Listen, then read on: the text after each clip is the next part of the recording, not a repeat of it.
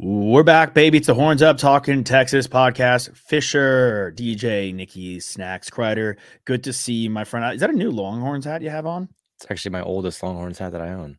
I haven't seen that one. I used to rock it on the sideline at UT game. Oh, nice. And for those who forget, Nikki was a walk-on his sophomore season at the wide receiver position. All right, transfers, crazy. Recruiting, crazy. Early signing period this week, so that's crazy exciting. Speaking of crazy. So crazy. So we're still crazy. We're expecting a lot of news from the Longhorns as we've had throughout this entire season. Sark has really done a masterful job, I feel, over the last couple of years, both in the portal and both in normal recruiting. We have to be honest with ourselves. One is just as important as the other these days. You have to be 50 parts one, 50 parts the other. I mean, honestly, nowadays, I feel like the transfer portal is even more important because you're getting guys who are ready to step up right away. Mm-hmm. I mean, you look at Adonai Mitchell, who's, one of the bright spots of this Longhorn roster this year. And, he's a transfer. You had Joe Carter, who's a transfer who made an impact. And there's guys all around left and right that get stuff done for us. And, I think we're in the mix for a lot of really big names at, top of each position that can be immediate game changers and try to up their draft stock. I mean, you look at USC's quarterback and he won the Heisman right after he transferred. And, all these quarterbacks that are going back and forth. I mean, Dylan Gabriel, he took care of business against us. That's the only loss that we had. Transferred to OU. Now he's transferring to Oregon. So I think it's, if not equally, more important sometimes. It's like in Major League Baseball when like you've got your homegrown talent that is ready to roll, but you just have a few spots, like your DH position, maybe a corner outfield bat, maybe like a front of the line rotation guy that you just need to get in there right away that, could just be on a 1-year deal or could, prove to be successful for 2 years. And at the end of the day, your ultimate goal is to reach the tippy top and win the championship. And obviously you want to build a program where guys are going to want to come in each day and each year, from the high school level on up and stay with the program. But you have to get guys that are ready to roll right away. Yeah, Andrew Mukuba, sorry, from Clemson, the DB. Yeah, is a guy originally too, so that should he's right in our backyard. Yeah, Mukuba is a guy that we have to have on our radar, especially with we have a lot of veteran talent, which is great for our upcoming preview, and we'll discuss in a couple moments against Washington in the Sugar Bowl because their strongest position is the wide receiver group. But ultimately, those guys are going to need to be replaced. We also have guys that have entered the portal from our standpoint. Jalen Catalon, who's probably the most disappointing player, unfortunately for us this season, he's once again entered the transfer portal. BJ Allen's in the transfer portal. Xavion Bryce is in the transfer portal. All DBs, and Larry Turner Good is also in the transfer portal. So we have the Larry Turner Good one kind of stung for me because I felt like last year in his recruiting, he was all in on Texas, and it was like we celebrated when he finally committed us. And I mean, he's like our neighbor. He's listed as Playa del Rey, and we're Marina del Rey, Santa Monica guys. But yeah, man, I mean, like as a freshman, it's like, come on, man, stick it out one more year, see if you can get a chance to get up on the roster. But if it wasn't going to fit. At the end of the day, Quan always says if they don't want to be here, we don't want them there anyway. I think the one that stings for you most is Casey Kane, though, right? Yeah, I really liked Casey Kane. I thought he had potential. Just, he couldn't see the field, and as your boy Jonte Cook this season, Sark runs tight sets, man. Like, it's tough to really crack that rotation of the wide receiver group. He loves Worthy. He loves Mitchell, as he should. Both those guys are first round caliber players. And obviously Jordan Whittington, who's a go-to, security blanket guy.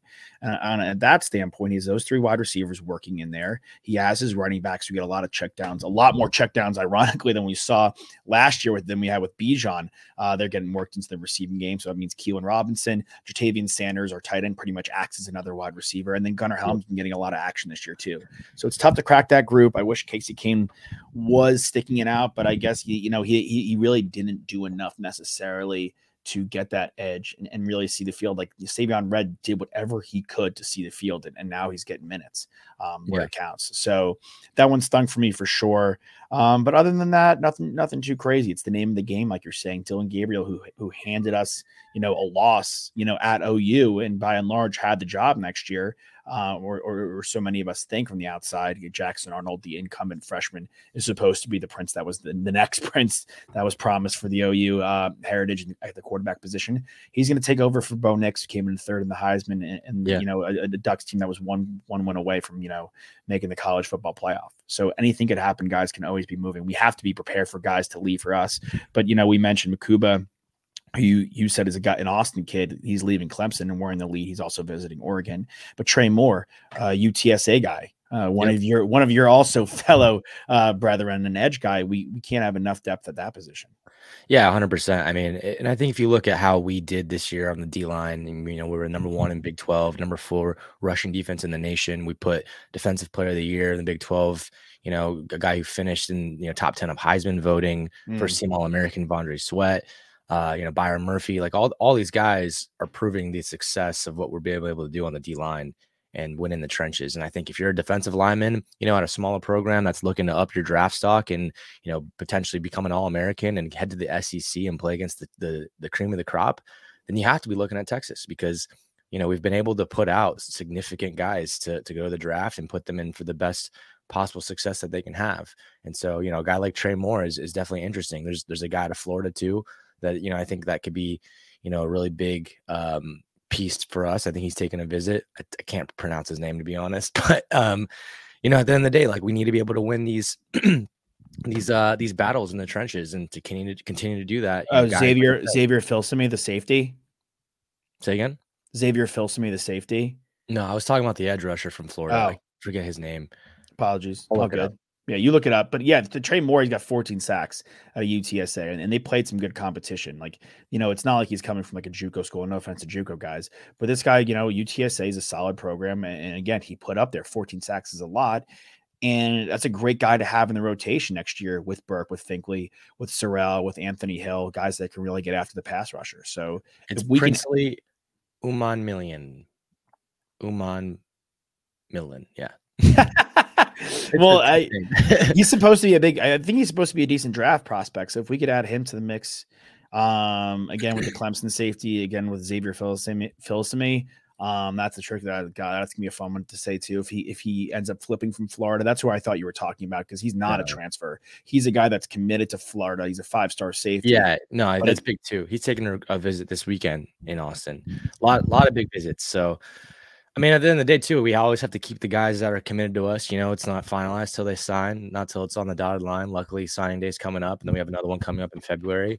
Dominic McKinney is another guy that we were really high on as well that committed to A&M, and now there's some instability with their recruiting process and their defensive line. So I think he's reopening up his recruitment a little bit. It hasn't decommitted yet, but from what I'm hearing, he's taking in-home visits and Texas is right there at the top. I mean, that'd be huge if we're able to add these guys. But yeah, I mean, you want to be that program that just is able to turn guys in and out left and right, where it's not like, okay, we have a lull coming up because we lost to Vondre Sweat. No, like you want to be like Bama, you want to be like Georgia, where each and every year you're putting out 5 or 6, first, second, third round draft picks. I mean, Bama's got 5 All-Americans this year. And I think next year they can probably do the exact same thing. And the year after that, exact same thing.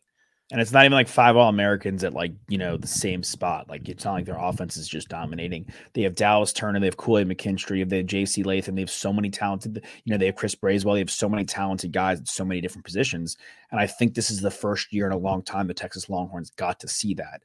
So, Ryan Wingo, who's signed with us, the wide receiver spot from St. Louis, he's coming in to visit this weekend with Colin Simmons, who's been such a massive get for us after getting Anthony Hill last year. He's another guy. I'm sure he's looking at this like, okay, Hill's ahead of me, Burke's probably ahead of me still, but I could work in with Sorrell, I could work in with Finkley. We'll see what happens if Trey Moore signs, but kind of inversely to the wide receiver group that we were talking about, the defense rotates so much. Yeah. So many guys get to see the field and they kind of ride the hot hand, which is if you're a talented freshman like Colin Simmons, you look at the impact Anthony Hill's had for us this year and you got to go, okay, that could be me next year. Yeah, I was literally just about to say that. You took the words from my mouth. I mean, and I think that's why we had so much success this year against the run is because our guys were so fresh, right? You're not gassed. When you're playing against a team that's just going to run it down your throat for chunk yardage, right? 6-7 yards, maybe they're breaking out 20-yard runs every other play. that gasses you as a defense. And so for Yeah. them to be able to plug the run, rotate a guy in and out there, plug the run, rotate another guy in and out there, it's huge. And I think Anthony Hill led all freshmen this year in snaps on the defensive side of the ball, which is huge. And look, I think we've seen enough. We know he's going to be a star next year, and the year after that, he'll probably be a first round draft pick. But you're right. If Colin Simmons is looking at a Texas defense and taking, it's a different position, but taking Anthony Hill's trajectory kind of as like a similar path for himself, then that's all the juice you need to go out there and just recruit your butt off if you're also looking for guys to be on your team and help create this iron defense. Yeah, I mean, look, this defense was fantastic this year, and it's going to the SEC next year, and it proved well, against Alabama. We may see Alabama again if things go correctly in the national championship for us. But and hopefully again, if we get him round 2, that we could still take care of business. But if you're an incoming freshman, like we say all the time, or an incoming transfer, and you see this Texas defense, it's now a group that you're not like, okay, I'm going to save this defense. I can be a part of a great defense. We've moved past the point of like, all right, you're going to be the guy that resurrects the defensive side of the football for the Texas Longhorns. Right. No, now you're a guy that's going to contribute to a national championship caliber defense. Right. That's what we are. Like, whether we win the national championship, whether we win the Sugar Bowl or not, this Texas defense is a national championship caliber defense. Hence 100%. Why they were put by the committee in the college football playoff. 100%. And what's funny is that I think for a time we were always like saying, and the Quan would say the same thing, where we're trying to be in the mix for these big 5-star recruits, whether it's Arch Manning or, Quinn Ewers or just guys that make huge impacts in recruiting and are big names sought after by every program. And the recruiting pitch was always like, don't you want to be the guy that brings Texas back? Don't you want to be the guy to start the revolution, right? Like, I think that was even part of like the recruiting pitch in like 2018 or 2019, where it was like Revolution 18 or I don't know what it was, but that like start the revolution or bring Texas back, essentially. Yeah. And we're way past that point now. It's, don't you want to be part of this Texas team that is starting to dominate, heading into the SEC, that's in the college football playoff. I mean, Bama is not the type of school, Georgia's not the type of school to be like, don't you want to bring Georgia back? Don't you want to bring Bama back? No, it's like, come join excellence. And that's what we want. At the end of the day, it's funny that we even thought of ourselves that way. But look, I mean, hopefully this isn't just like a one-off year and we stumble into the SEC conference. I don't think that's going to be the case, but we got to continue to take care of business. And, this is step 1 right here. I mean, I love that we're in the midst of the college football playoff, but still recruiting our butts off. And that's how it should be, and that's why Coach Sark is AP Coach of the Year. Yeah, 100%. Like, you have to be fully in the mix of like, again, like, you can't just be unfortunately focused on the game coming up. This is just such a massive part. It's not the NFL. Like, where, okay, there's an offseason, there's a draft, and there's scheduled blocks. Like, it's pretty much year round as recruiting. So even if you're a team like us, like, you can't take your foot off the gas.